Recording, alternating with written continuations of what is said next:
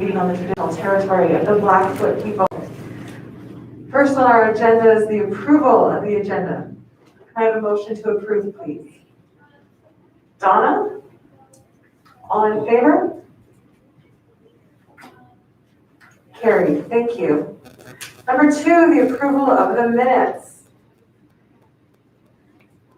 If there are no errors or omissions in the minutes of the regular meeting of December 15, 2020, it is recommended that the minutes be approved by the board. Can I have a motion to approve, please? Jan?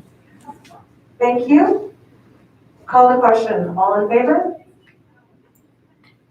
So carried. Thank you. Number 3, is there any business arising from the minutes? All right, seeing none, we will move on to our presentation. I would like to welcome Isabel Plante, our early education coordinator. So welcome, Isabel. Thank you for joining us today. I'm not sure, Maureen, if you were going to introduce her. I will pass that over to you. Sure, and Isabel, I think I will quickly turn it over to you because I know you have a lot packed into this presentation and lots of information as we look at the shifts that we've experienced in our early education portfolio this year, given the changes in PUF and our provincial guide. So I think Isabel's done a really great job of articulating those changes, both how they impact our staffing and our budget and flexibility, and then directly our early education programs, or our EAP programs that we like to refer to them as. And Isabel, I'll just jump in as we go, like we talked, and if there are any questions at the end, we openly welcome any of our trustees or executive council to fire away. Go for it, Isabel. Thanks, Mark. I just want to ensure that you can see the PowerPoint up there. You bet. All right, I should get it in presentation mode. Let's see. That's not working. We can see the screen though, so okay, see the other ones along the side. If you go up to view, it'll give you a chance, and then you go right to the left, it'll say start I need my glasses on. Practiced this earlier with somebody else, but it didn't come up that way. You got it. And I got my glasses on now, so we're good to go. All right, well, good afternoon. It's my pleasure to present to you regarding our early education programming within Lethbridge School Division. I'm going to touch on 3 areas during this presentation, including the research evidence on the importance of the early years, the changes we've navigated due to changes from Alberta Education this year, and finally some of the impacts of the changes. So it's amazing that 90% of all brain development happens before age 5, and that there's only about 10% that occurs from age 5 onward. And you've heard me say this before, but around 6 years of age, a child will have the most brain connections they'll ever have in their entire life. And it's critical that we stimulate as much of the brain as possible prior to age 6, because that's when the brain naturally starts to prune away connections that are not being used in order to become more efficient. As you can see in this graph, the most sensitive times for all these areas of development listed on the right-hand side of the graph are prior to age 5, and this is when we can make the most impact in a child's future. Executive functioning skills involve things like memory, organization, concentration, problem solving, and much more. So brain plasticity, or flexibility, is at its most optimal period from ages 3 to 5 years old. You can see the dramatic incline in this slide, and that there's another period of about 12 to age 25 where there are optimal windows of opportunity to work on executive functioning, but the most dramatic is between ages 3 and 5. So the brain's ability to change in response to experiences is most adaptable in the early years. And as time goes by, it becomes increasingly difficult or requires more effort on the part of the brain to adapt to change. In our early education programs, we focused on an executive functioning curriculum developed by Dr. Robin Gibb and others from the U of L Neuroscience Department. And through these play activities, we're building stronger executive functioning in young children. And we actually have the research to prove this because we participated in it. In our initial research in 2015-16, the pilot school was Westminster, and our early learning educator embraced the executive functioning activities and embedded them daily throughout the entire programming day. And another school division, the educator did them at times, but not daily. Our children at the pilot site increased in every area of executive functioning over the 6 months, while the low dose group only showed one area of improvement. And what's even more interesting is that the other school jurisdiction group was primarily French immersion families or children. So they actually started out in the pre-test at higher executive functioning skills in the pre-test. Our group was from Westminster School and had lower levels of executive functioning in the pre-test. But after 6 months of embedding these activities, executive functioning activities, into our programming, the children at Westminster actually exceeded the executive functioning that was achieved in the other classroom where there was a low dose of these same exercises. And when you consider the population demographics that we were working with, this is incredibly significant. This graph is from Alberta Chief Medical Officer Andre Corvo, who preceded our current Chief Medical Officer, and it shows that $1 invested in early childhood yields 3 times as much of $1 invested in school-aged children and 8 times as much of $1 invested in adult education. So those early years are significant. The premise for operating early childhood programs in Lethbridge School Division is to support children with identified needs, and then we open it up to the public as space allows on a fee-paying basis. Usually we have between 50 to 95% of the children in a class receiving some type of support. This slide shows the number of early education program classes we've provided over the last 10 years. We currently, this year, have 19 classes plus 1 at-home learning class. So you can see that we've been building the programming and increasing the number of classes. Our enrollment has seen a steady increase, with the exception of this year. We had to decrease our program by 4 programs in response to registration numbers and budgets. We also have had, since we started registering children, we've had 88 children that have registered with us but have discontinued programming or pulled out, mostly due to family concerns around COVID and some challenges with paying fees for some families where there were employment changes. And here are some of the great learning activities that occur with our 3- and 4-year-olds in our early education programs. These children are 3 and 4 years old and doing so many incredible things within our programs. We also partner with some private schools in the community. They operate their own program, and we come in and provide the supports for children with identified needs. So previously, we could program for children accessing program unit funding or PUF and receive a prorated amount of funding based on how many hours they attended. This year, however, Alberta Education requires us to have a minimum of 400 hours of programming over the course of the year. Some of our private operators do not offer that many hours, and so we're unable to provide programming in these situations. Some families are staying with the private operators and electing not to get the early intervention, which may have implications for these children and our school division down the road. Oh, sorry. All right, so our budgets. The funding to operate early education programs comes from 2 sources, as you can see here. So our base instruction funding in ECS has actually decreased by 26% over the last 3 years, which impacts our budget. And program unit funding has changed significantly over the last year, I should say. And you can see some of the items, the major items that are paid for out of each of those budgets. Here you can see the average funding per child accessing program unit funding for PUF over the past 10 years. The change this past year puts the average amount of funding well below what it was 10 years ago. So our average funding right here is $10,991 for this current school year for our children accessing PUF. 10 years ago, it was 16,597. So you can see there's been huge changes there. So what has changed? Well, the age of eligibility has been reduced by 16 months. Previously, it was 2 years, 8 months until 6 years old. Now it is 2 years, 8 months until 4 years, 8 months, and that's it. The required number of hours of programming has been reduced. It's been, at least the last 15 years, it's been 475 hours.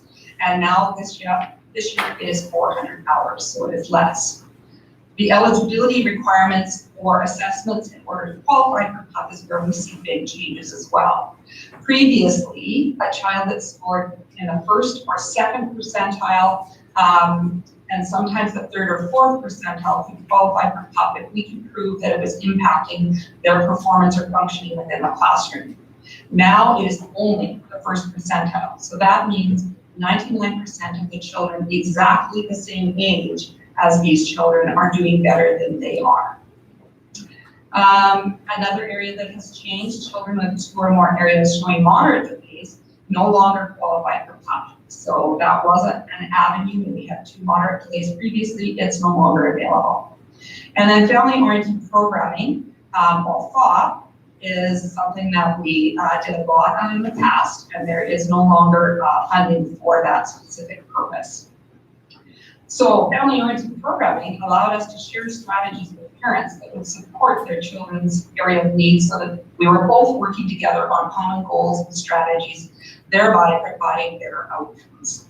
And as you can see here, on one night, we had 114 families out of 240 PUP families show up to learn more about the strategies that they can do. That was in one night at 5 locations across the city in November of 2019. Parents have been really receptive to these types of offerings, and you can see along the bottom of the graph how many 90-minute session connections we made over the years. And we did over 1,500 90-minute connection sessions with families accessing PUP in 2018-19. Of course, last year we were cut short, and we would have been on a trajectory to achieve close to that. And this year we have no PUP happening because there is no funding available to do that anymore. So what does this look like in an early education classroom?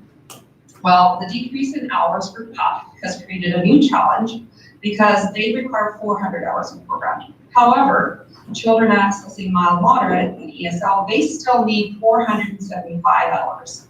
So that would be equivalent to asking someone in grade 2, if you have this kind of a level of support, you get different hours than others. And the children that have the most severe delays get the least amount of hours. So it's a bit of a challenge to work around, but we are finding a way to make it work. And then our early learning educators, we've had to decrease their salary and FTE by 9%. We have less educational assistants in the classroom to meet even more needs than what we had previously. The required breaks for EAs can't occur during programming. We have to tag it either before or after, because with the number of needs in the classroom, the safety of the children and the programming in the classroom is paramount. And so we've had to change that. Friday meetings typically were preparation, collaboration, running family-oriented programming, meetings, trainings, etc. Our early education program staff no longer work on Fridays. Children that were accessing PUP eligibility previously had a greater chance, and now we have children that might be a second percentile and have just as many needs as children accessing PUP, but there's no designated support for these children that just miss the cutoff. And there's, again, just those family-oriented programming opportunities are no longer in existence. And the weighted moving average that we are now all experiencing will further decrease the budgets going into 21-22. So we have the ability to change the trajectory of outcomes for a child by making an impact prior to age 5, when their brain plasticity is most receptive to change. And we have the ability to change the future for these children, which in turn can change the future for all of us. And I think that's just a really important thing to keep in our minds. And on that note, I thank you for this time. And if there are questions, I'm certainly open to answering any questions that you may have. And Isabel, I said, when you timed that, did you take a breath? So much packed into that presentation. And just want to first of all say thank you to Isabel. I think it's more than evident of the work that you've done to create an amazing early intervention and early education program for Lethbridge School Division. And some of you may or may not know that Isabel has indicated she will be retiring at the end of this year, which is a huge loss to our instructional services team. She certainly does have the lens of early education, but has always been involved in many other endeavors that we do in the work related to education. Isabel, just a great thank you and illustration from that presentation around the importance of early intervention. It's so very clear that the work we do on the proactive end prepares all students even more than we can do for a grade 1. As it maybe might not have been as clear, but as Isabel walked through PUF criteria, you will have noticed possibly that kindergarten is no longer identified in that PUF umbrella. So kindergarten now is being supported by Anne's portfolio rather than Isabel's. And I think just lastly, I'm impressed with how much you spent on the family-oriented programming, because I know that was a real baby of yours, and we really saw some tremendous growth in the last 2 years with developing common language between family and education or early education, as well, just creating that continuity of the work that we see in our early ed programs, then trickling down and being supported by our families. And building that connection between school and families is so integral to enhancing the capacity of parents, because let's face it, there's no manual for being a parent. Isabel, do you have any final words that you'd like to say before we turn it over to questions? I think just that family-oriented programming piece, like you said, is developing those relationships with families. And when we have over 100 families that have children with identified delays, it ended up being like a support group to some extent. And families going, wow, there's lots of kids out there that have needs. And just seeing how we can work together and the fabulous things that we can do that work into what they are already doing rather than extra work for them. And parents have commented on how much they miss that piece.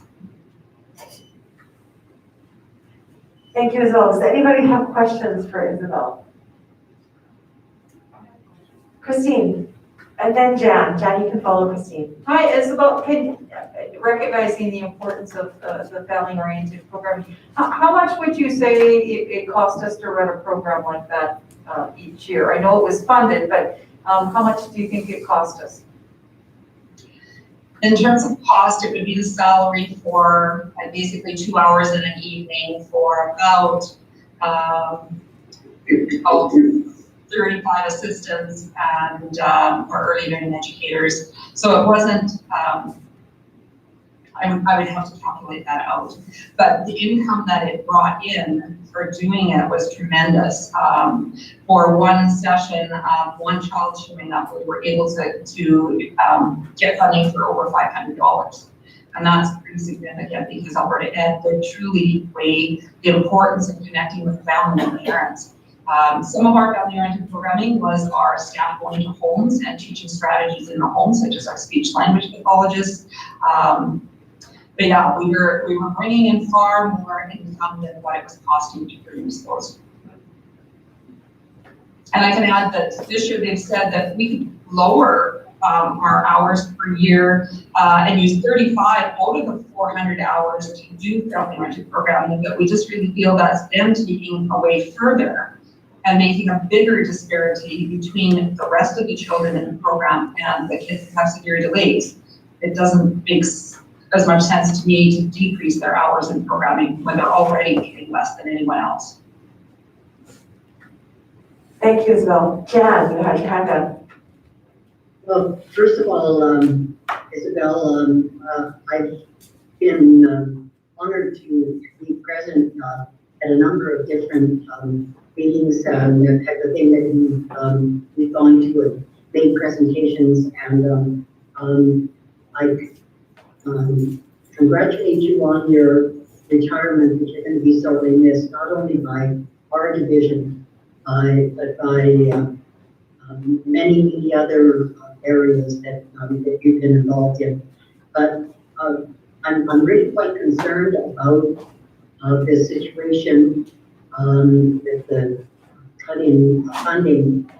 Students that, children that wouldn't ordinarily, or would have ordinarily been eligible for funding. Is there other areas that their parents can access help for them at all? They would now fall, Around the school. right, they would now fall into mild and moderate support. And our mild and moderate support, what we've done is we have a targeted approach for 15 minutes before or after programming to meet those programming hours. And so it's not as much, it's not that integrated throughout the entire programming day like PATH receives. And the difference between a child that has a first percentile score and a second percentile score is not very significant. However, now is making their support very different in terms of that. And in some cases, when they're 3-year-olds and they miss it by a second percentile, we get no funding at all for those children. So we've been working with Children's Allied Health, and they are able to go to Children's Allied Health for their speech language therapy. But again, it's challenging for some families to get children during work hours to an appointment at Children's Allied Health on a weekly basis.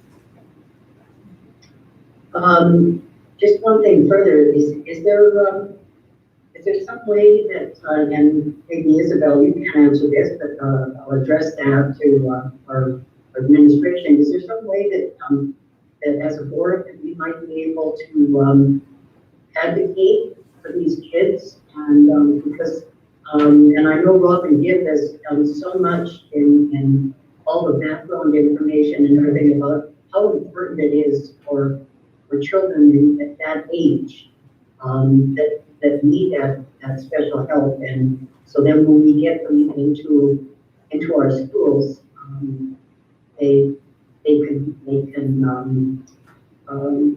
do so much better. So is there a way that we can maybe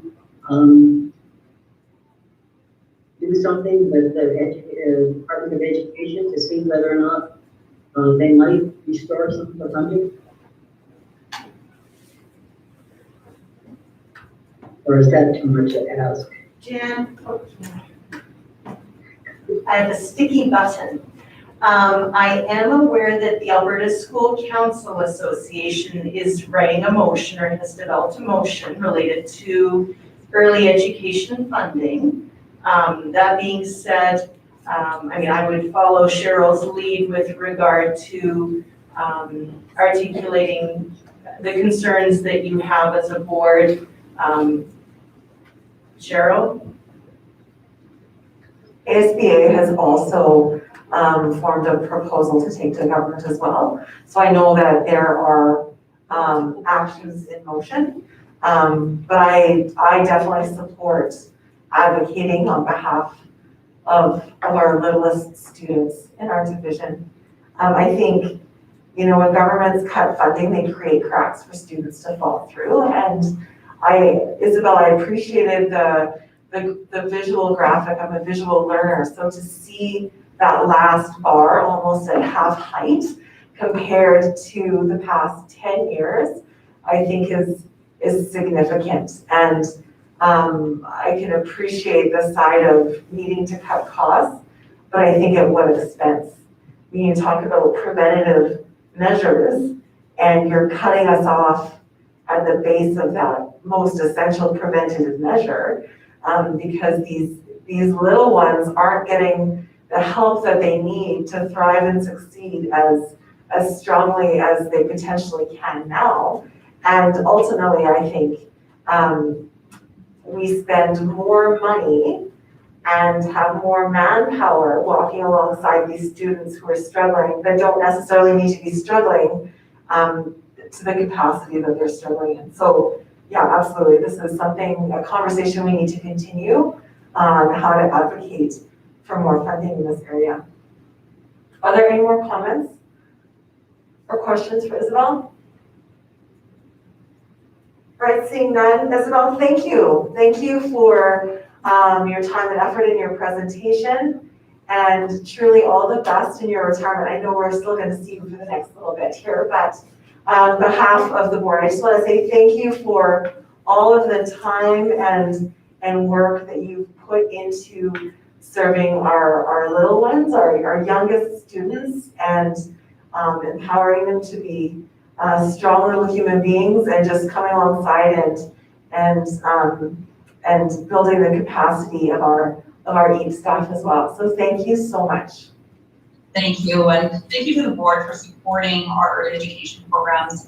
And I want to give a shout out to Jan as well for joining me in so many meetings at the early education level and the building brains pieces and so on. So I really do appreciate that. I have lots of vested interest. My first grandchild is going to be born in July, and they live in this city. So I'll be still advocating for what's right for little ones. Absolutely.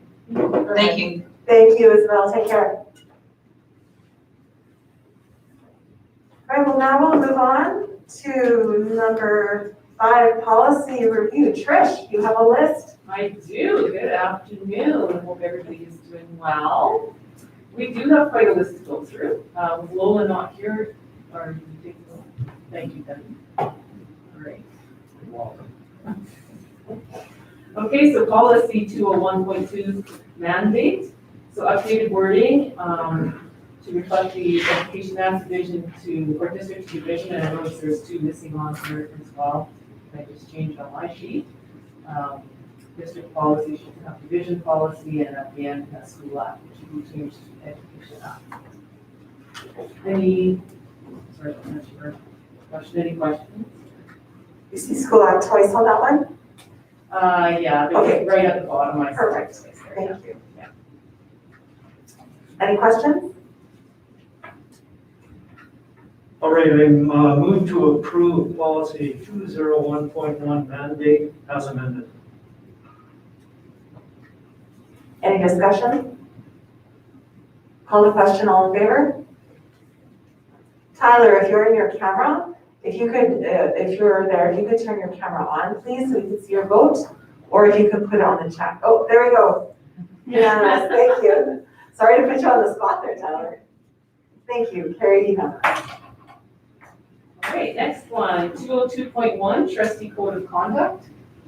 Again, just an updated division or district to division, and moving the school act changing to the education act in this policy as well. Any questions on this one? Any questions?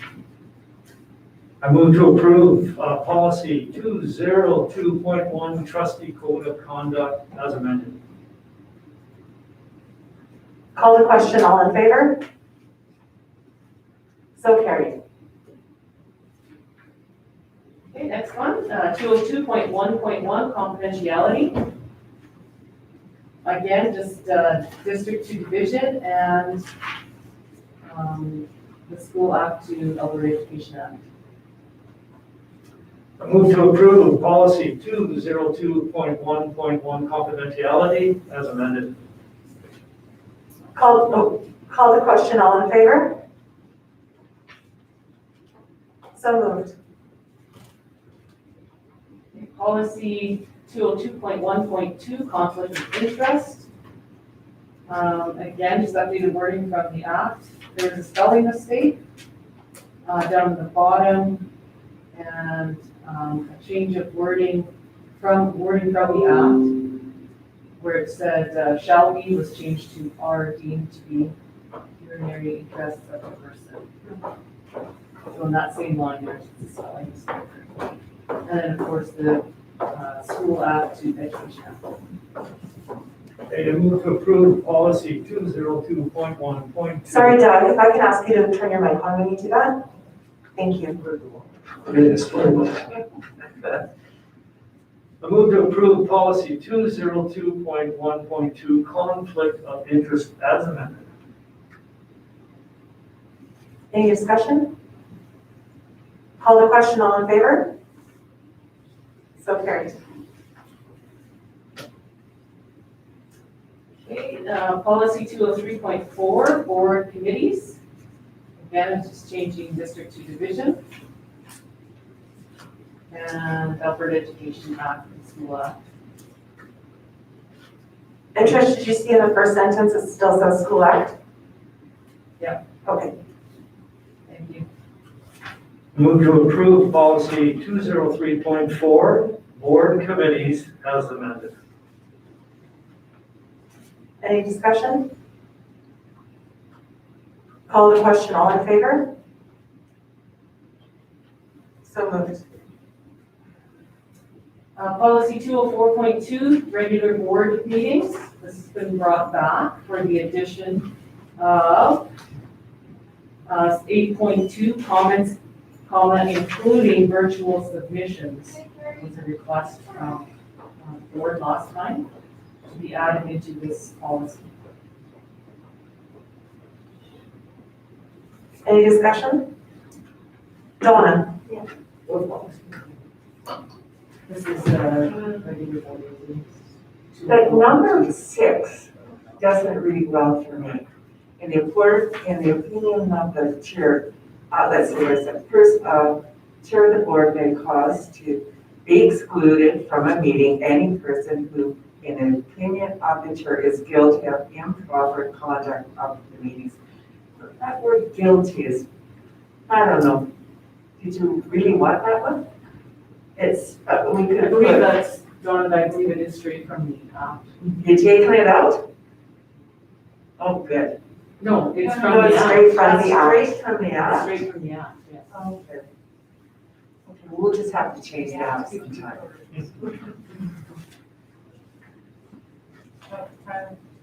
And Tyler?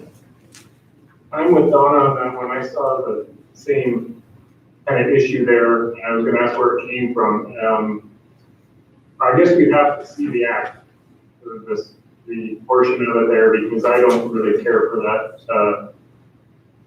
the whole clause, actually.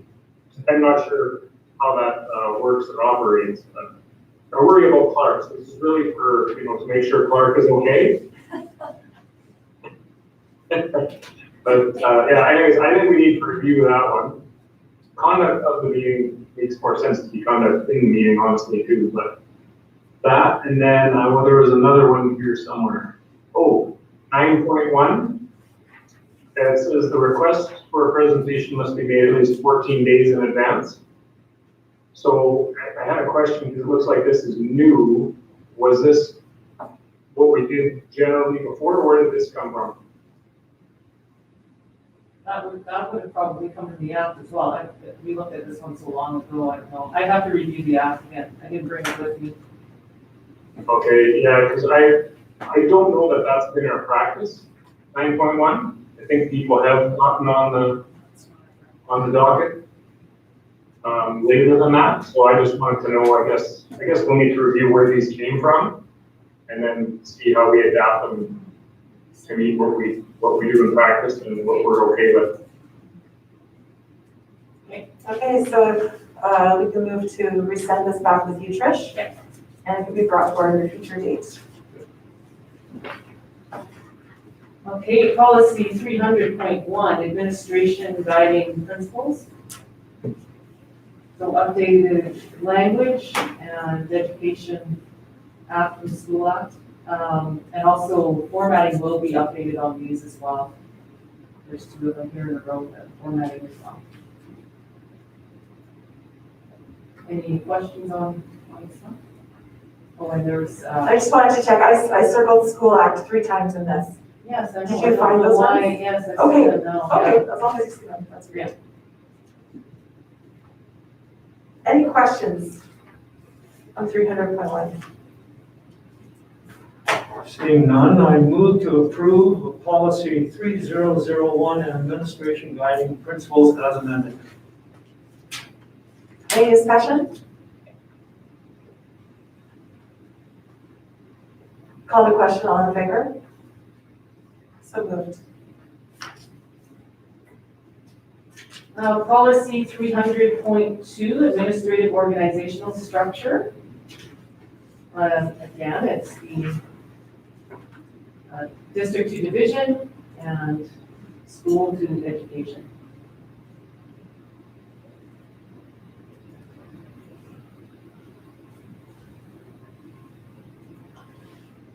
So question, is this where we would make that channels of communication known? Would this be an appropriate place to specify that? What channels are? Well, it says, the board further expects that individuals will utilize the channels of communication consistent with your organizational structure. So would that need to be specified? Cheryl? It is under, sorry, go ahead.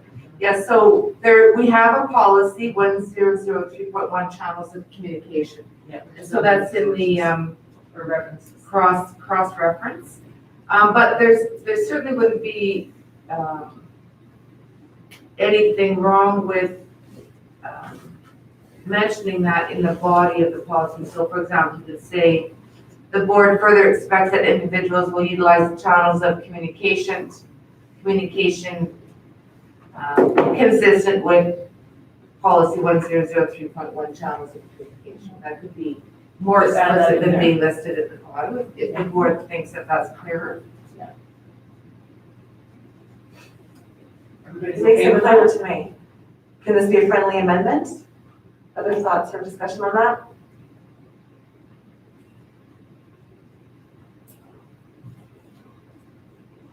Any further questions? Are we good? Okay. I move to approve policy 300.2, administrative organizational structure as amended. Any further discussion? Call the question, all in favor? So moved.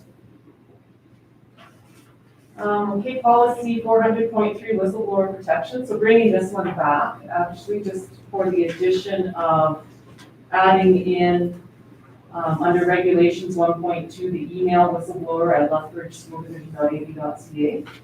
And also adding number 7, the chief officer will prepare a report annually as required by the act.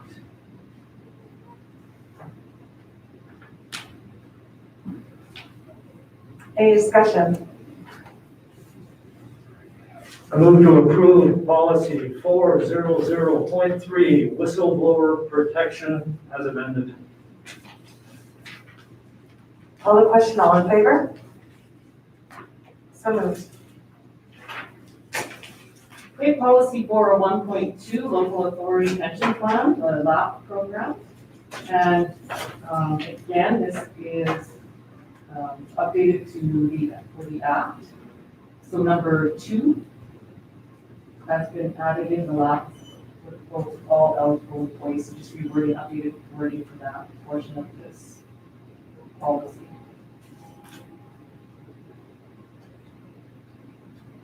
Thank you. Any discussion? Oh, sorry. My apologies. Any discussion? I move to approve policy 401.2, local authority pension plan, LAPP as amended.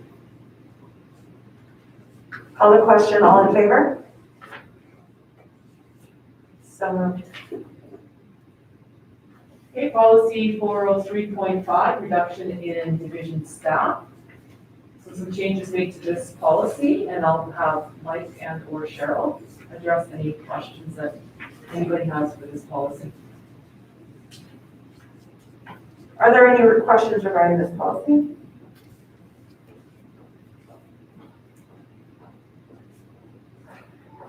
I move to approve policy 403.5, reduction in division staff as amended.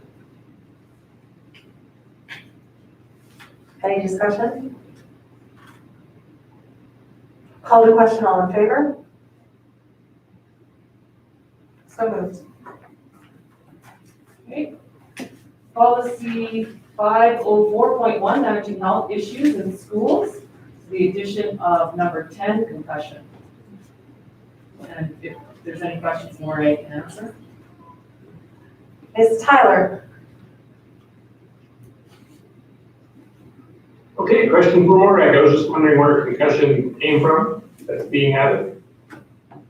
It actually, we added it to our procedure early last year when a lot of work was done around concussion protocol and responding to concussion in contact sports. And so this is really an amendment that needs to happen because we do have concussion in our procedure already, in our manual for working through health issues in our schools. Okay, thanks. Any further discussion? I move to approve policy 504.1, managing health issues in schools as amended. Call the question, all in favor? So moved.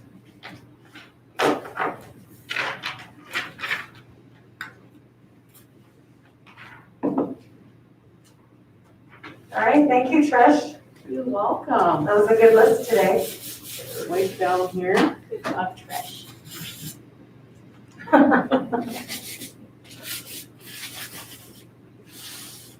Great. Afternoon. All right, we will move on to 5.2, recent policy 207, campaign contributions and campaign expense disclosure. So with the, there's been a number of changes under the Local Authorities Election Act that affect municipal and trustee elections, and I will actually refer to those, some of those changes later on in my report. But part of those changes is we're not allowed to have the flexibility anymore to have our own policy around how candidates declare their campaign contributions and expenses. And so we are required to actually rescind our policy because we have to follow the actual format and rules under the Local Authorities Election Act. So can't have one policy. So that's why I'm requesting to rescind policy 207. Any discussion? Questions? What do you want me to do this one? If you could, please. Okay. So I move to approve policy 207, campaign contributions and campaign expense disclosure to be rescinded. Any discussion? Call the question, all in favor? So moved. Thank you. And Christine, is the next one yours? It is. All right. So the next one is also with changes in the Local Authorities Election Act. We're required to appoint a returning officer for school trustee elections. We partner with the city of Lethbridge. We have an agreement and they handle the election side for both school boards within the city of Lethbridge.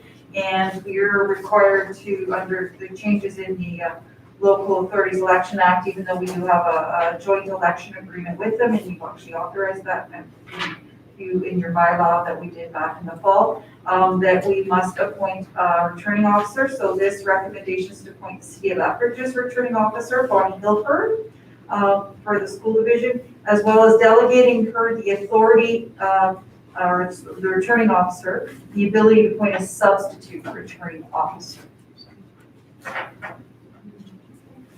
Yes, I need a motion and the wording's there if that would like. Are there any questions or discussion? Doug, you're on a roll. Apparently. I move to recommend that the returning officer for the purpose of the school board trustee elections to be held on October 18th, 2021 be the city of Lethbridge returning officer Bonnie Hilford. And furthermore, that Lethbridge School Division delegates the authority to the returning officer the ability to appoint a substitute returning officer. Any discussion? Call the question, all in favor? So moved. Thank you. 5.4, 2021-2022 school year calendar.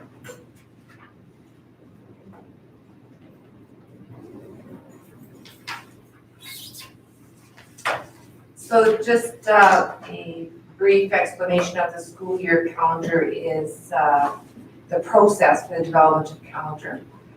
Certainly, the process that we engage in has a lot of parameters that are established in the School Act with respect to maximum number of days in a school calendar year, to instructional hours, to the dates of diploma examinations, and guided by policy and collective agreements with designated holiday breaks at Christmas time, as well as at Easter. And so with those parameters in place, of course, I work with and through the leadership team, the administrative committee, as well. I work through and with a committee comprised of representatives from QP, ATA, each level of the administration, school administration, and parent representation. And so I think that the calendar represents a thorough process. I think that one piece of this year's calendar that was in its second year of change in the fall structure for professional learning and parent-teacher interviews, and that's putting together a block week in October, as opposed to a number of different short weeks throughout October, November. Christmas comes a lot of the break is before Christmas Day, but that's simply how the calendar rotates, and the following year will look a lot different than that piece. The final day of the school year is determined by the last diploma examination, which is June 28th, with the last teacher day, the 29th. And finally, the beginning of the school year, this is the sort of the last year of the round of starting before Labor Day. We've got Labor Day on the 6th, which means that we need to start school before the Labor Day. That will change around in 22, 23. So if there's any questions from trustees, I'd be pleased to respond. Any questions?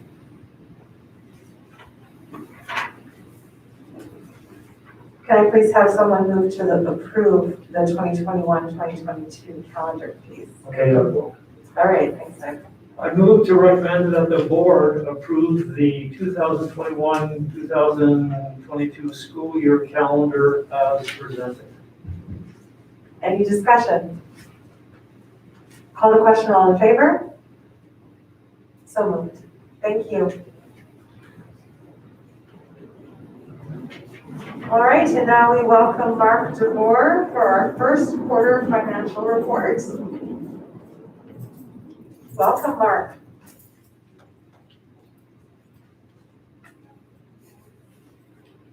Waiting for the trumpets and the drums. Hi, everyone. Can you see my screen? Yes, we can. Just want to make sure before I take one. So I'm pleased to present the 2021 first quarter report of finances and plans ending November 30th, 2020.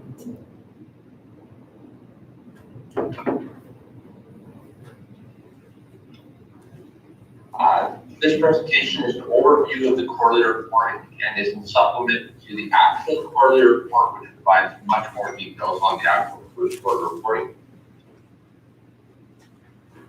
This report is based on the operating budget, and like other reports, it is based on an updated, approved September 30th budget, which more accurately represents the operations of the division. And the following are some of the updates. We did receive an additional society contribution of about $30,000 for additional teaching and support staffing. We received about $612,000 of lease facility grant, which is then distributed to the societies. We received about $40,000 from Holy Spirit for coordinated busing and transportation. And we did update the operating budget for the estimated effect of the school-generated funds from COVID-19, as many of the significant SGF activities are unlikely to be provided this year. This should give us a more realistic perspective on the operating budget, compared to me just simply saying it's less than budget due to COVID-19. Similar to previous presentations, we display our financial data by budget, forecast, and year-to-date, and we compare that accordingly. Therefore, starting with revenues, Overall, we're very comparable to the forecast. We're about 101% of what we would have expected with the forecast. The largest variance relates to Alberta education funding, which is just based on the timing of receiving grants. So we're expected to be very similar by the end of the year. Other sales and services are less than forecast, and that's in relation to the international tuition, which is still to be transferred from last year's prepaid. And this is likely going to be finalized in the second quarter as I review the students and what services we're providing internationally. But overall, we're very comparable to the forecast. Moving on to expenditures. Overall, we're showing 92% of what the forecast is being spent. And like other reporting, I'll go into each of the major sections by program and by type to really explain where some of the variances could fall. But overall, we're still comparable to the forecast, we were less.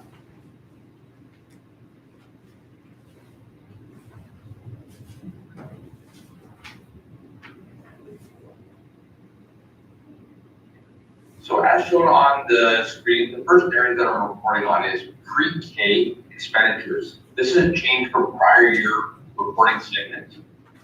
For 2021, the province changed the reporting segments from ECS moving kindergarten to actually K-12 section. So you'll notice that throughout the rest of the year's reporting as well as you'll see it on our year-end financial statements as well. Therefore, this reporting only includes EVE and the top for pre-K students. All the rest of the kindergarten is now with the next section.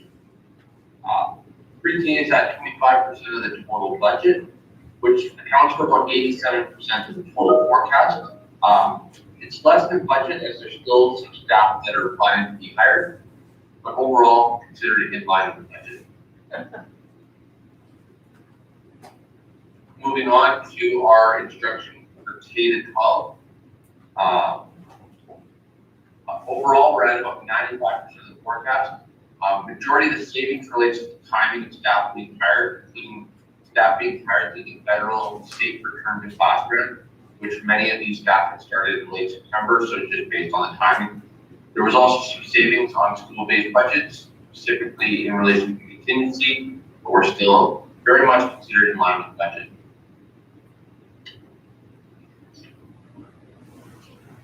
Next section is our operation and maintenance. As you can see, we're at about 24% of our budget.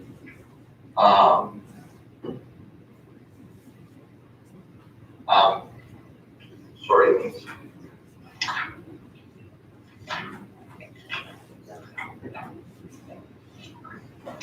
That equates to about 80% of what we're expecting. The majority of the variance relates to the operating IMR, as many of our IMR projects that we did in the first quarter were capital based, so therefore moved to capital. But overall, we're definitely in line with what we'd expect in the budget. Moving on to transportation. As you can see, we're at about 21% of our operating budget at this point. That equates to about 85% of our total costs. Our costs were a little bit less than what we would have projected this time, but we could still get some additional invoicing in, which would then bring us up slightly. But overall, we're definitely within budget and in line with budget as well. Moving on to system administration. As you can see, we're at about 27% of budget. This equates to about 88.8% of our total forecast, and that's based on the timing of transactions.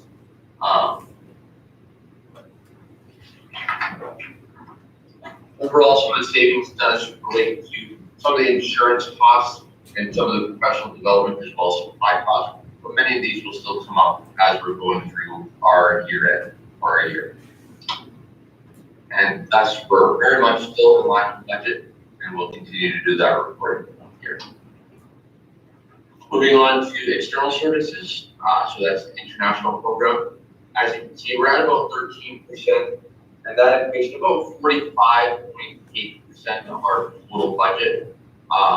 As you're aware with COVID-19, our international program is somewhat minimal at this point. That's why I'm still working to adjust the revenues accordingly. And we're very much in line with the budget, and in probably second quarter, I'll be looking at where we should be at with the operating budget to see if any adjustments are required. But overall, at this time, we're definitely considered within our budget. Just moving on to the different types of expenditures, starting with salaries and benefits. As you can see, we're about 25%. We're very comparable to the forecast, and it's just based on the timing of staff, or especially with that federal safe return to class grant. So overall, we consider to be very much in line with the budget. Moving on to contracted services. Some of the savings that we've seen are with utilities, transportation, and other maintenance costs being less than our forecast. That could be due to some billings, as well as there is some savings from what we would have originally estimated. But we're definitely within our budget and in line as well. In relation to other services, such as international insurance programs, memberships, rental insurance were less than projected, which is a great thing. And some of the memberships are still to be received, but those may come later on in the year. Overall, we're still definitely within our total operating budget and our forecast. Moving on to supplies. Supplies are about 21 to 52%. When I'm looking at the details, the general supplies and equipment are still to be purchased in many of the schools in different locations. That's probably going to come up in the next quarter or so. But definitely we're considered to be in line with budget. Other expenditures, similar to other years, the biggest reason why we're less than budget is some of the contingency accounts have not been utilized yet. Often these are spent towards the later part of the year as well. So we're definitely in line with budget and less than budget, but we'll still be reviewing this as we're going through. Last one is our transfers, SGS, capital, and IMR. Overall, we're less than budget because our operating IMR costs are less than projected. Once again, that goes back to that majority of our IMR and CMR costs that we've had to date are capital in nature, therefore we haven't had any or minimal amount of operating. But as we're moving on through the year, we'll probably have additional operating IMR projects. But we're definitely in line with budget as well. So moving on to the projections. At this point, we are projecting some savings on school-based contingency accounts not being fully utilized. However, once again, lots of times this is spent in the later part of the year, and we'll reevaluate this as we go throughout the year. One additional adjustment we are looking at is potentially we'll have a slight reduction in our investment income as the rates have reduced significantly from prior years and from historical amounts. Overall, it's not going to be massive amounts, but we still are adjusting for it accordingly. Moving on to the financial position of the division. Overall, you can see that the net financial assets are about 17.46 million as of November 30th. That's compared to $14.9 million in the prior year. The majority of that relates to the increase in the cash position in the division, and very much relates to the timing of us getting additional grants in advance, such as the federal safe return to class grant. As you can see, the non-financial assets, including capital assets and spent for capital contributions, both increased with the capital construction project for Dr. Robert Elementary School, as it's a supporting capital project. So in that case, tangible capital assets increased with the actual building, but same with the related liability for the spent for capital contributions.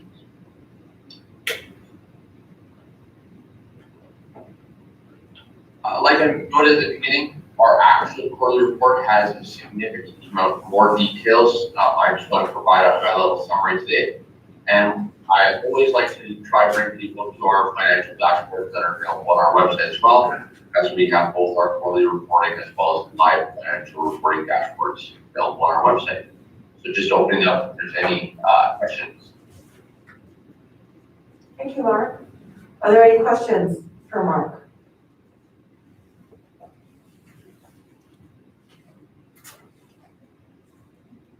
No?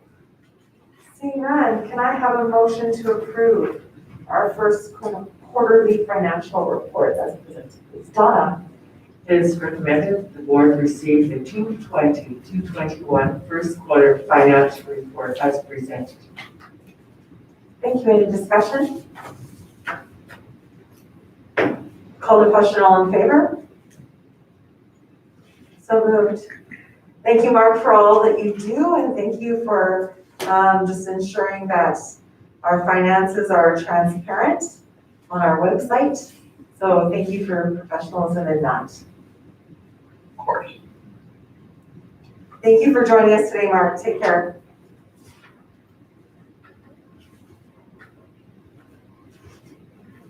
All right, well, now we move on to number 6, division highlights. Time for anybody present in the board meeting to show or share some highlights from the division. Does anybody have any to share with us today?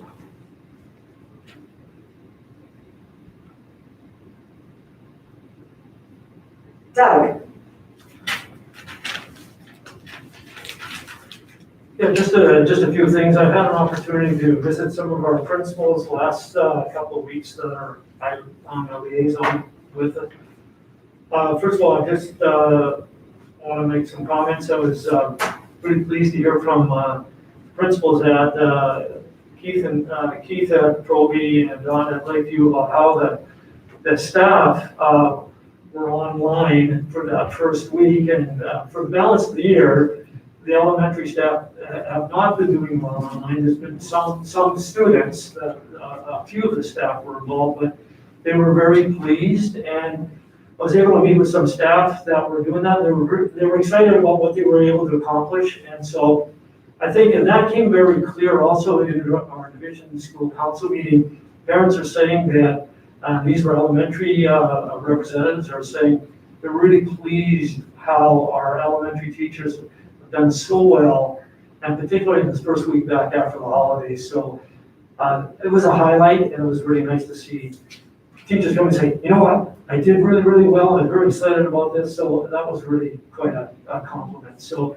to both those principals, and I'm sure it's across the board with all our elementary principals and staff and things like that. So congratulations on that. Thank you, Doug. Anyone else? I have to say, it was great to see middle schoolers and high schoolers going back into buildings. That was an absolute highlight. It was great to see my kid leave my house and go back into his building, but it was just great. I mean, we were in it so kids are in our buildings, and that's where the life of our schools comes from. So that was a definite highlight for me. All right, we will move on to, board chair report. I have nothing to report. I do want to have, just extend a reminder of an invitation to trustees. The Canadian Mental Health Association is putting on a workshop on March 9th and 10th. It's a virtual workshop, Working Stronger, Building Resilient Workplaces in the Face of Challenges.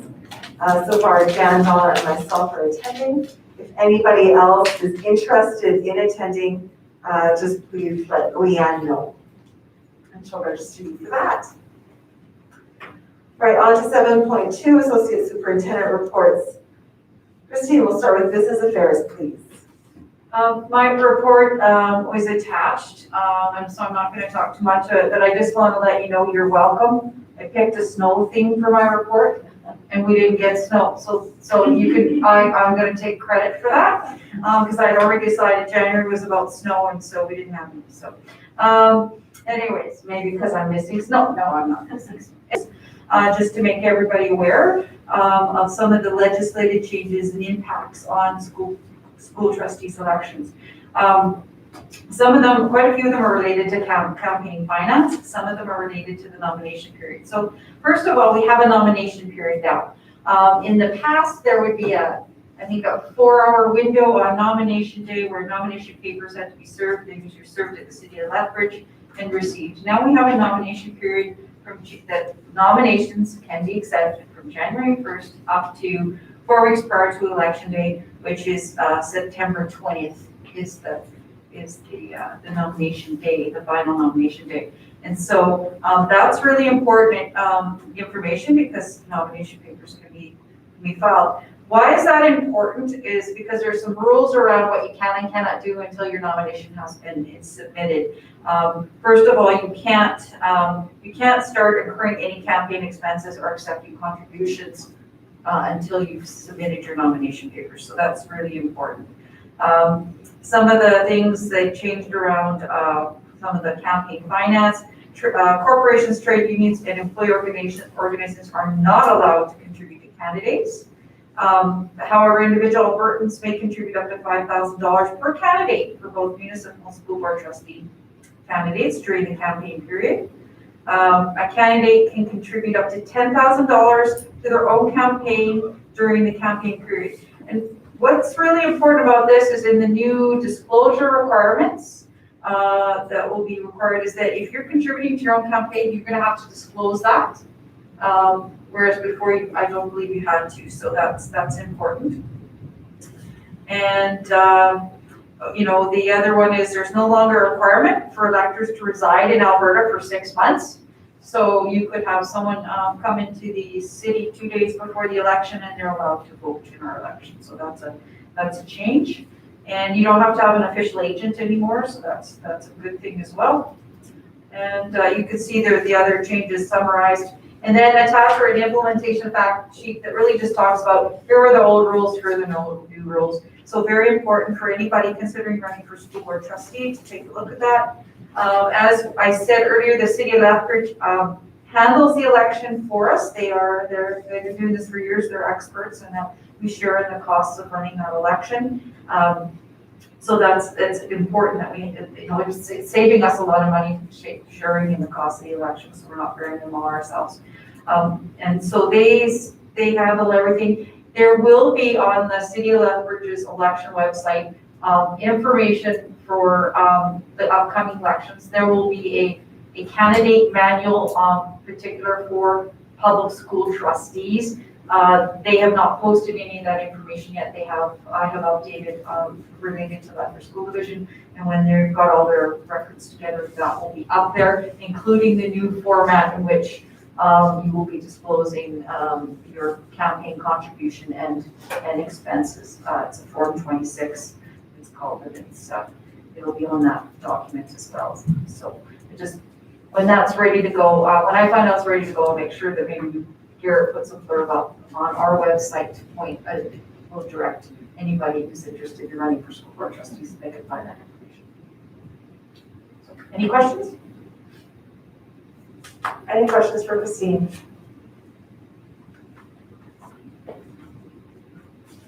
Well, thank you for bringing that information forward and for your reports and all the work going on. It's great to see Dr. Robert Platts and to see the progress on the outside.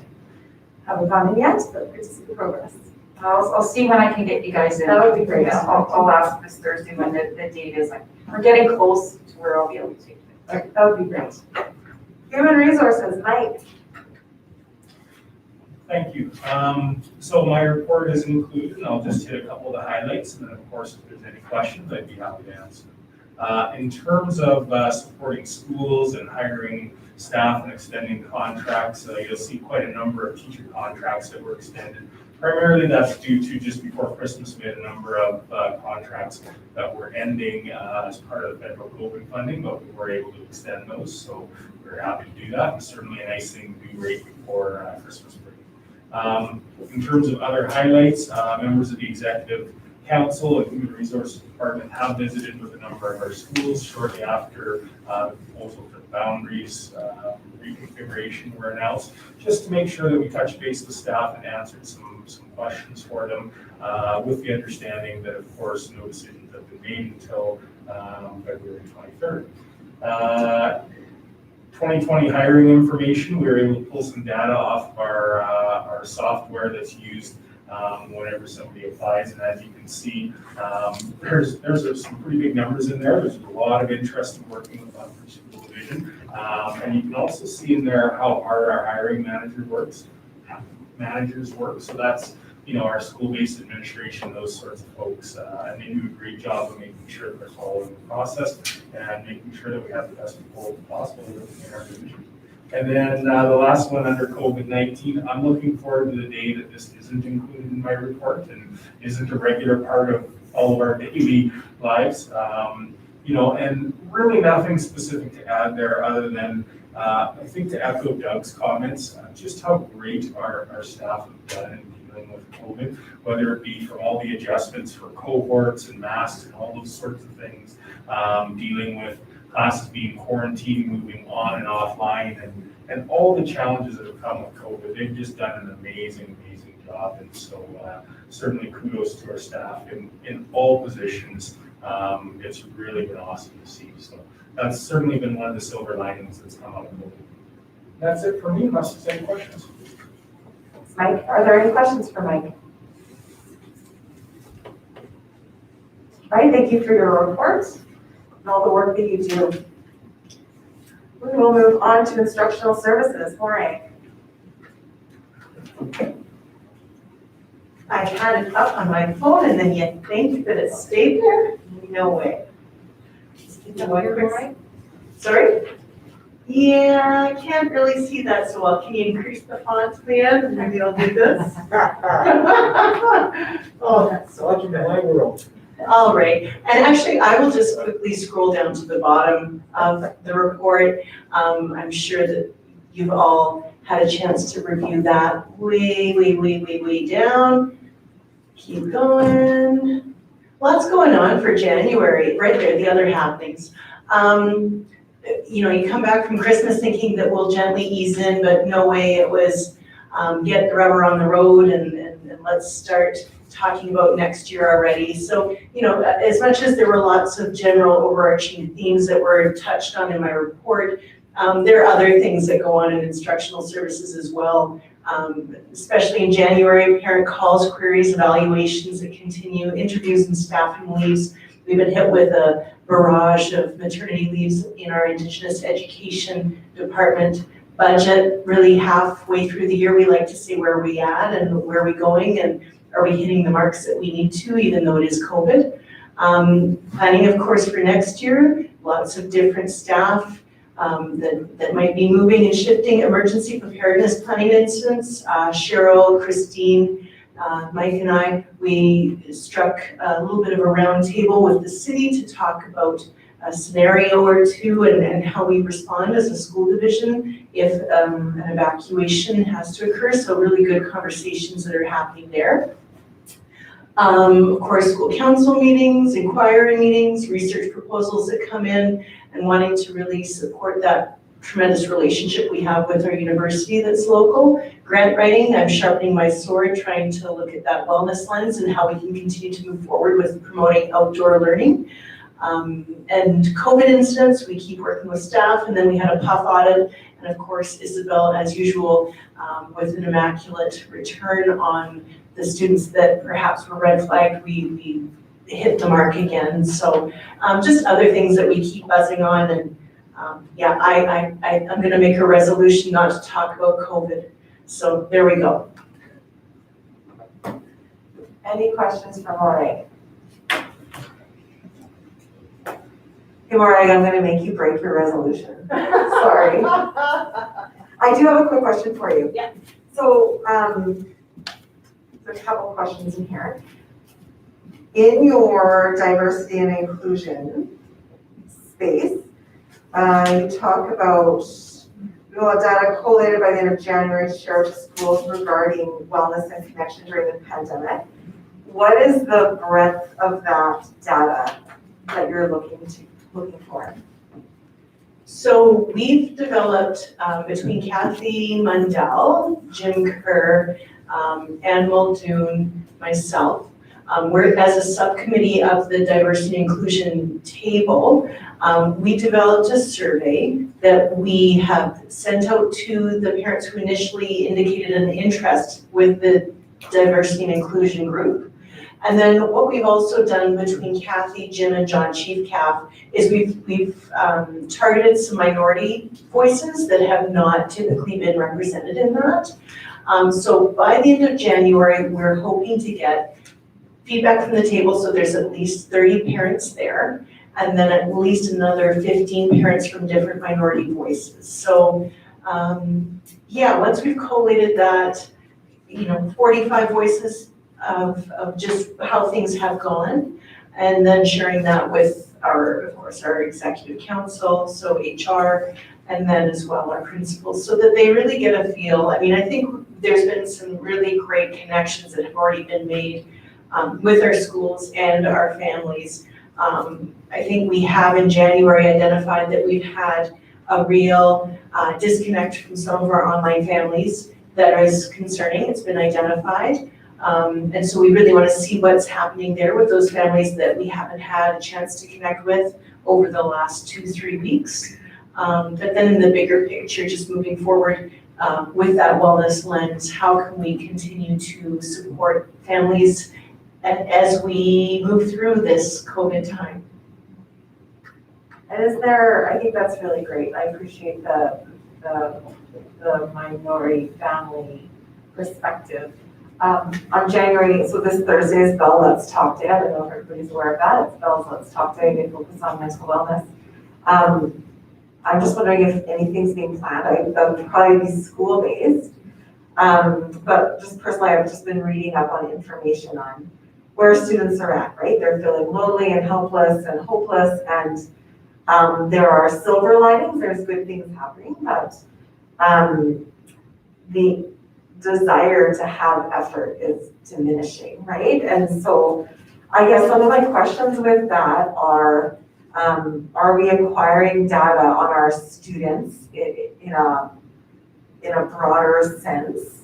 How are they doing? I know that feels like a loaded and obvious question, but how are they doing?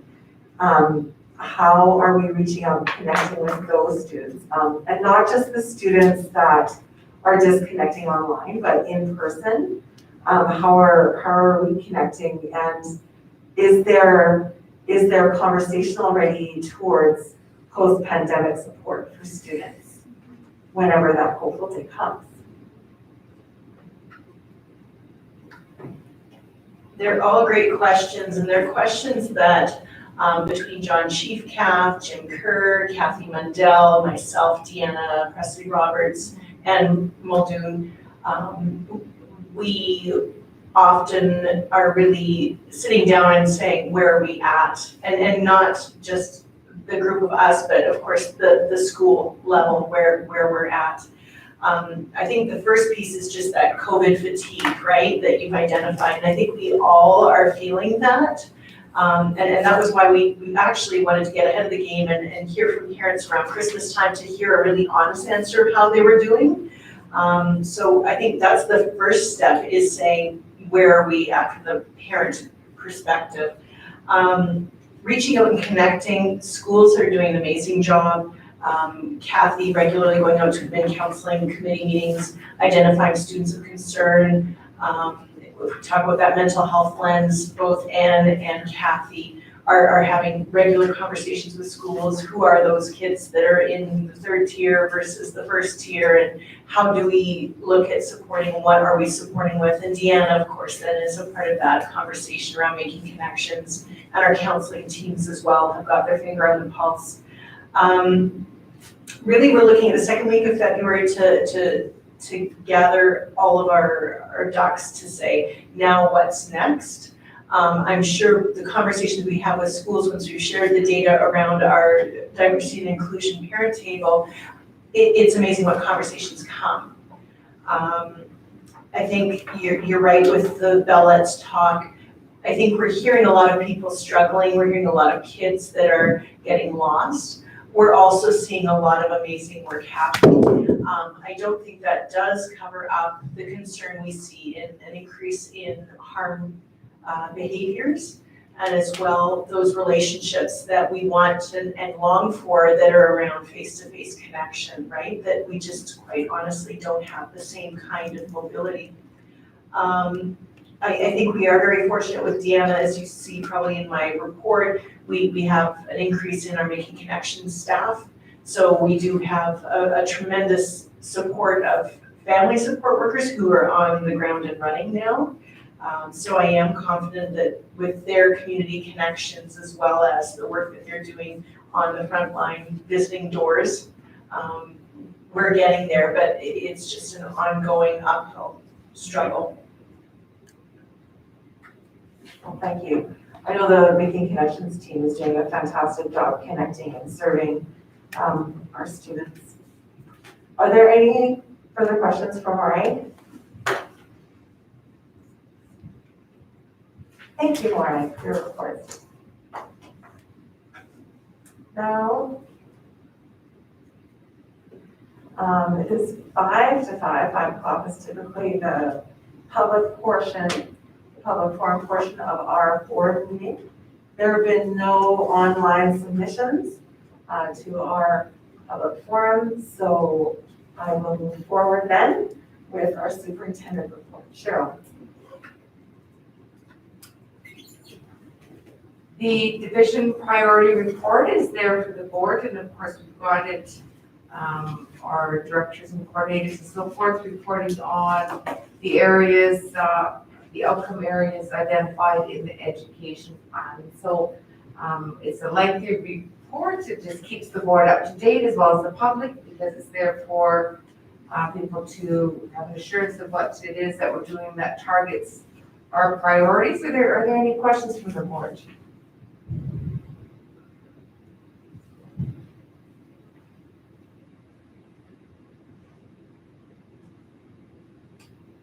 Questions? All right, seeing none.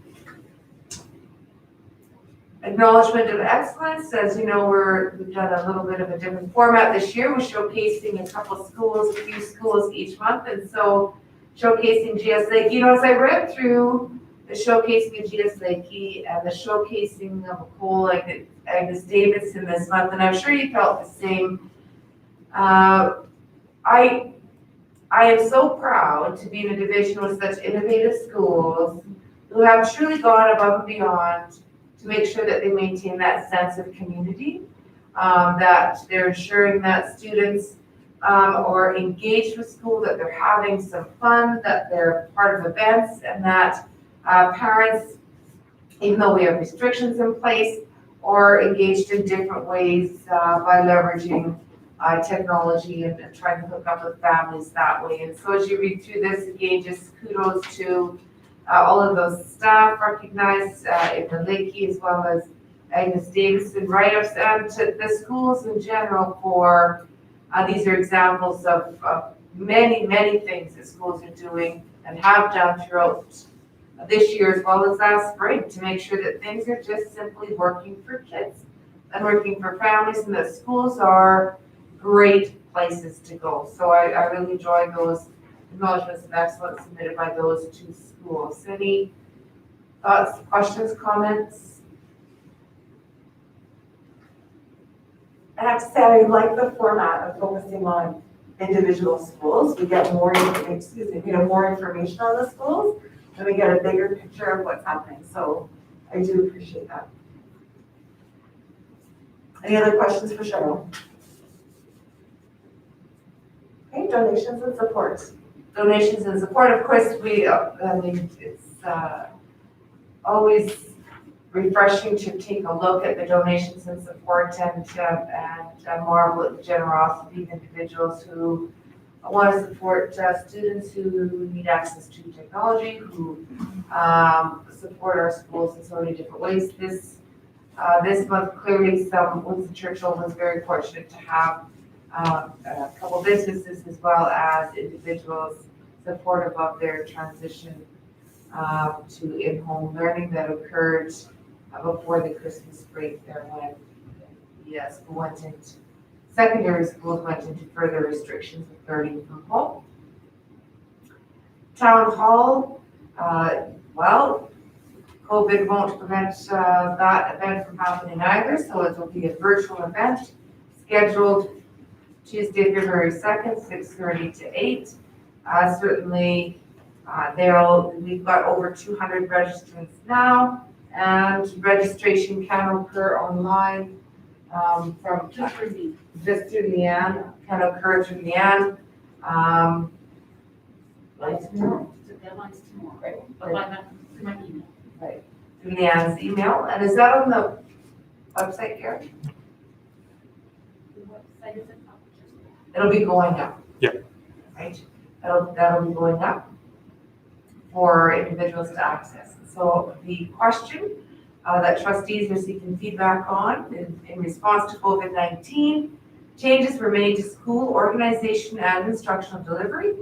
Are there changes that impacted students in a positive way that should continue and be built on? And really students and families, the things that have impacted positively on the educational experience that can be built on. So that will be an exciting event, and I know the board really values that feedback from the different stakeholders. The town hall has students, parents, staff members, community members, and will be facilitated in breakout groups this year, so it should be a good event.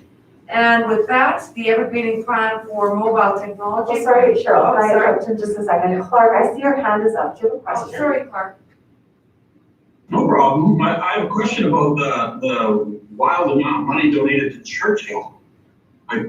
Is there a reason why Churchill all of a sudden receives $11,000 for at-home learning and no other school? Because those individuals were connected directly to Churchill, and there was a social media campaign put forward that was sort of the impetus of the social media campaign was the Winston Churchill, was a staff member from Winston Churchill. And so it sort of caught on, and there were some donations, some larger donations that individuals felt it important to assist those students without technology. And we see sort of those types of things happen from school to school, time to time. I know once in a while LCI will have a blitz of donations that happen from their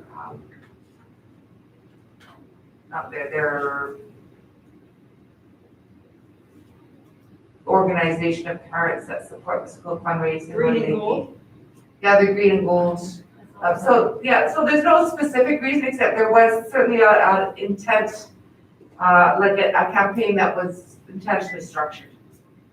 So I remember seeing a post by one of the staff members talking about asking our technology companies to step up and help out kids that don't have access with cheaper internet.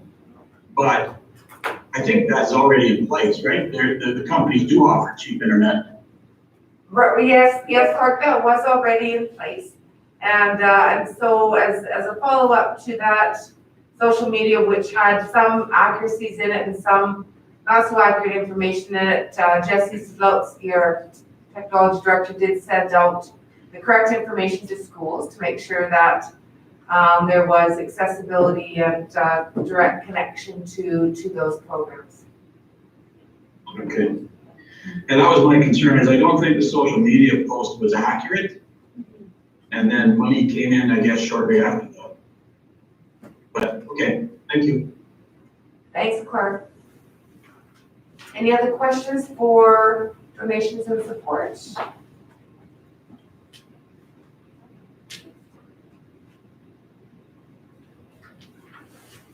All right, let's move on to evergreen plan for mobile technology then.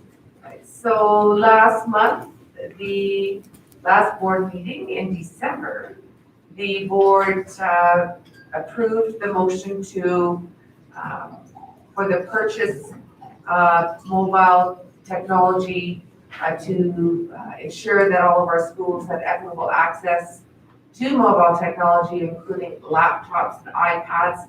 Not exactly the same in elementary, middle, and high, but equitable across elementary, all middle, and all high.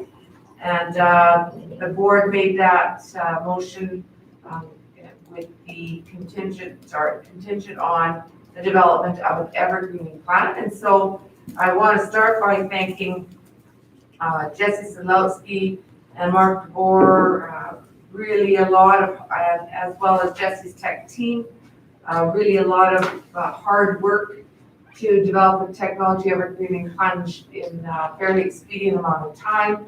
There were some very pressing time limits given the commitment of a company to provide laptops at a certain price point, only up until a certain date in January. And so we did meet with all of the elementary, middle, and high school administrators, reviewed the plan to see if there was a commitment to the evergreening once the board has put in the capital dollars to make sure that technology was in place in schools. And so I've invited Jesse and Mark to review the technology evergreening plan with the board, and certainly I know they're open to any questions the board may have after their presentation.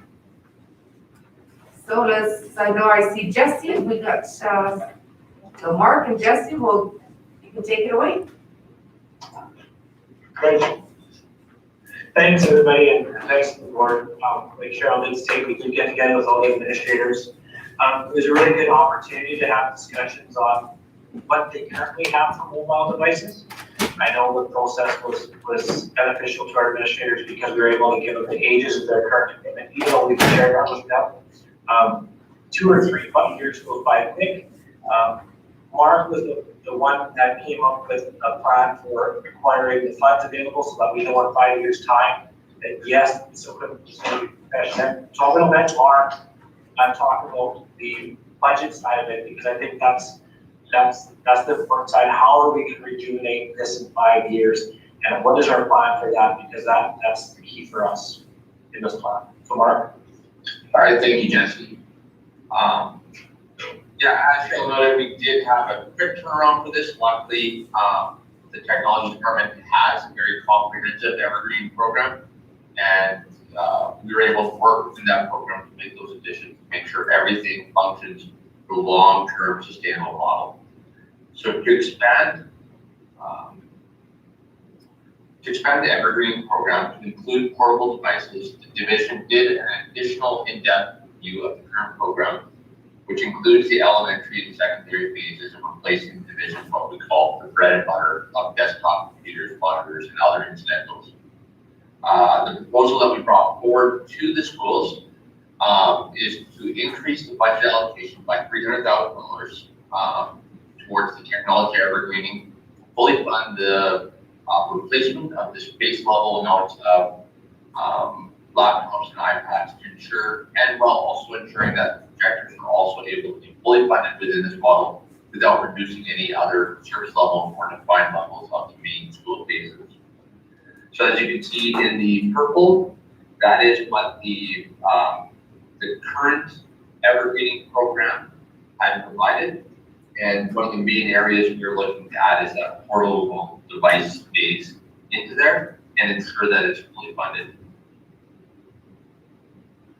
So as part of the proposal, the division reviewed multiple effects of what the budget allocation models and reallocation look like, including the funding to expand this evergreen program. Throughout the review, it was determined that an estimated $123,000 would be reallocated to elementary allocations, and a total of $176,000 would be reallocated to the secondary school allocation, which equates to about $29.34 per student for those secondary schools. Overall, looking at what does this look like for the budget, it does represent approximately 0.57% of their school-based budgets. And as Cheryl noted, this proposal was quite well received by the schools as they saw value in ensuring a sustainable and equitable model for laptops and iPads.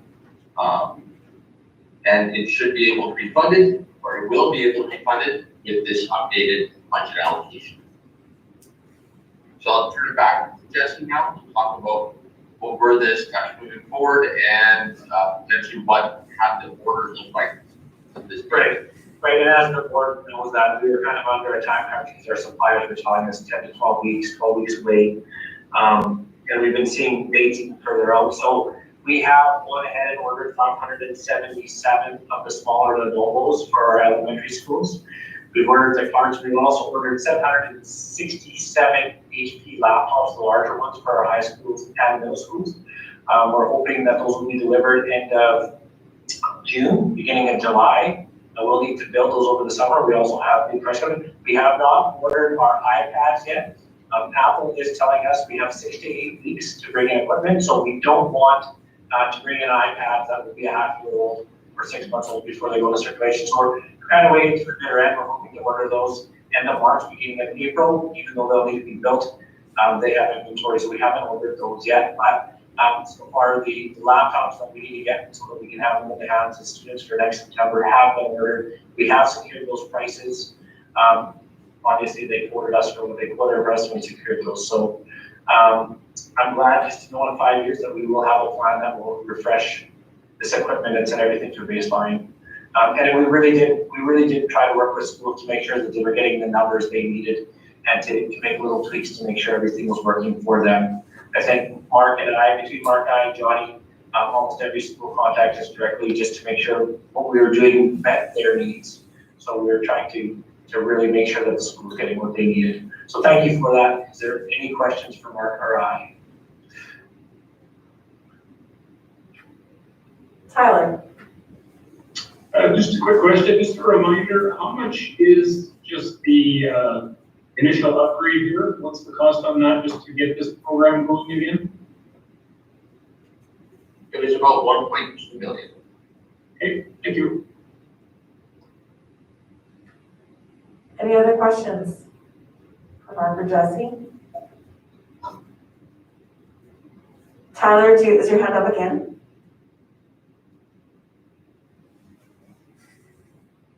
I'll take that as a no.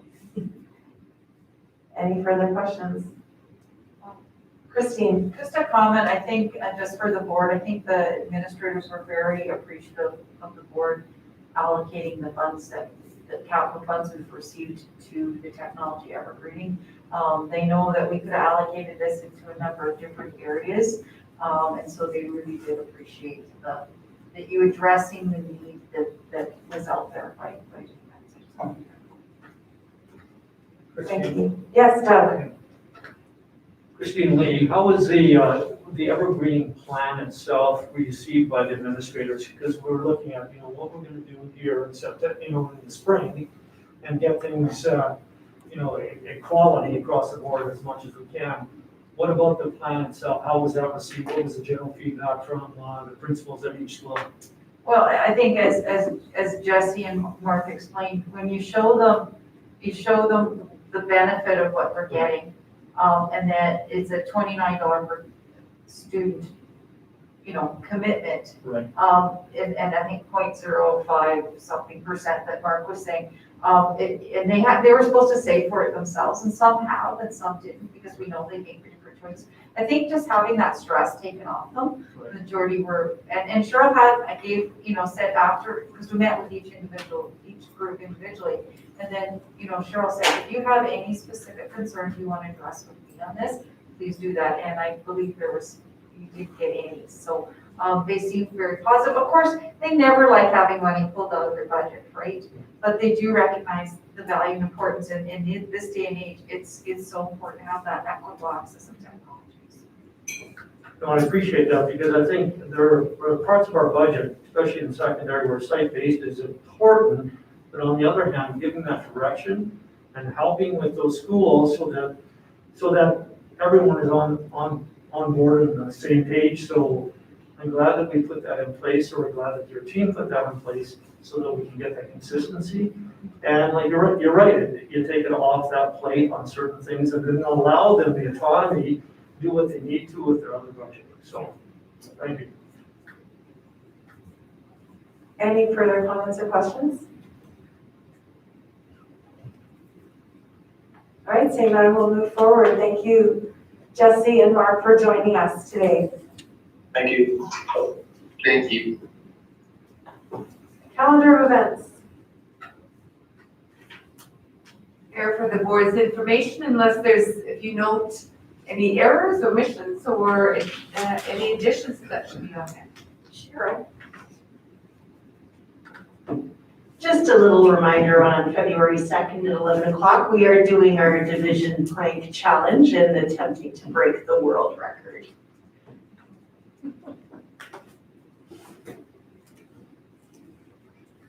That's important to note. It's so important. It Is is. it all the schools or just here? Everybody, Everybody? we need 34, we need 3,100 people to participate, so it's a pretty big undertaking.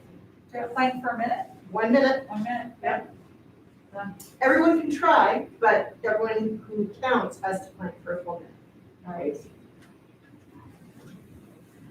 We're there, Maureen, we're there. Some of I us have know. worked really hard to get up to the 1 minute. Superintendent's We're there. office is like gold star achievement. Leanne there, she has made sure you are complying. Leanne and Garrett, they not only plank, they do fancy planking and able to do all kinds of strength-based things that the rest of us just try to do our best for the 1 minute. But we are gold star for sure. Because we've got high level participation going on in there.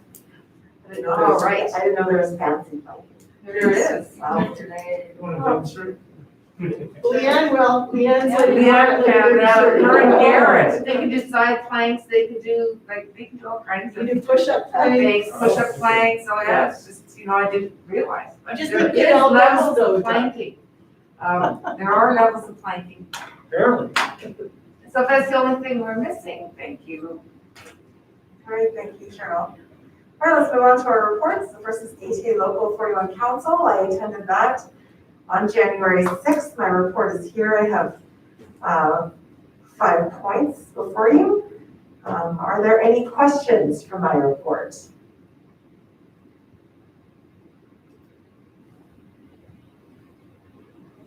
On number 2, Mike, I was going to ask you, they had a substitute survey highlight. And part of their survey response was 15% of subs are not getting their 30-minute breaks. Is that something that's been addressed? No, actually, I just became aware of it through your report. Okay. So it's certainly something that I'll reach out and have a conversation about that and find out specifically what's occurring there. Shouldn't be the case, so I'm curious as to why that is the case. Because teachers do have time built into their day where they're free from instruction, so maybe we're missing something, or maybe it's just a bit of confusion. Okay, Yeah, thank I don't you. know which. Yeah. Thank you. Any further questions on my report? All right, seeing none, we'll move to Division School Council. All right, I attended that meeting. It was on January 11th, and it is on our website if you want the minutes and the details of it. I do have to make a point though.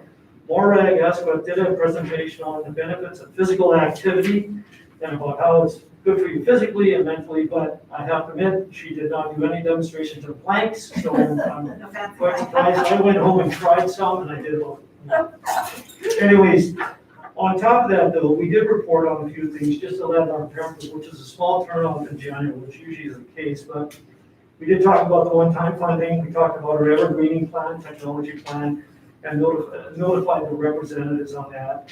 And then the other thing is Cheryl also talked about the school boundaries, and that information was going out the next day, so there was a little insight on that. And we talked about the town hall, the virtual town hall that's coming up.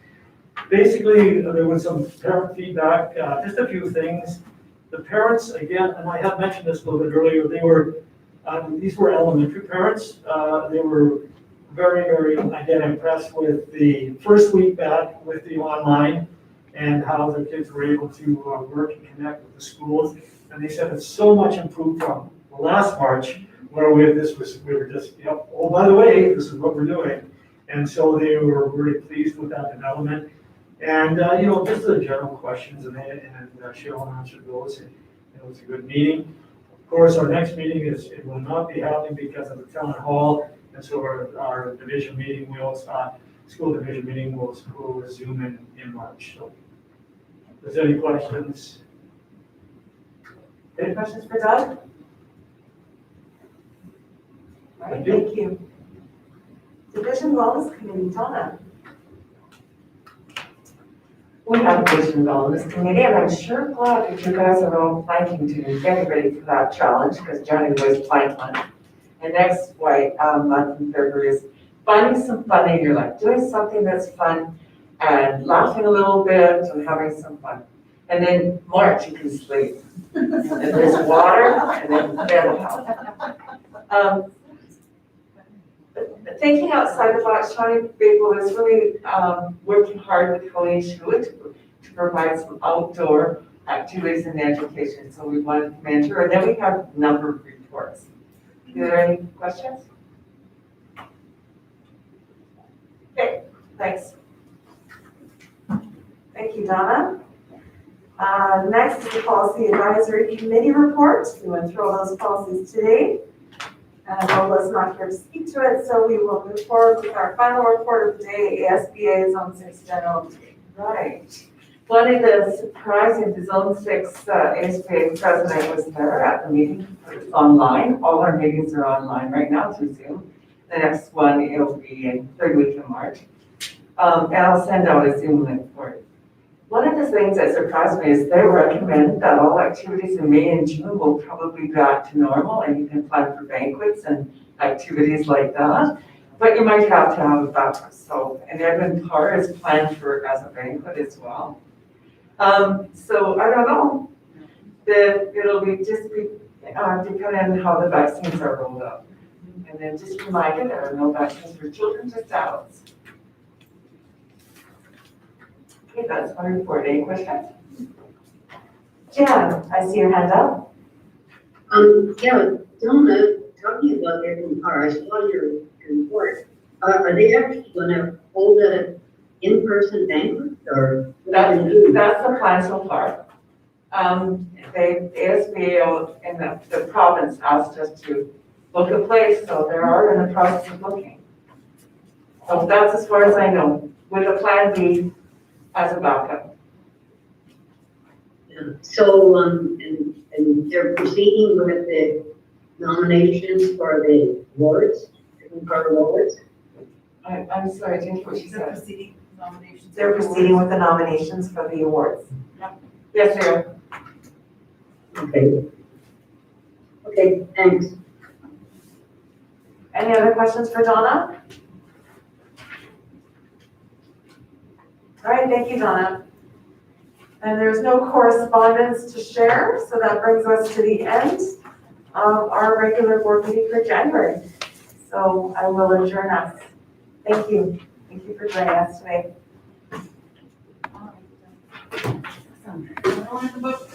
Wow.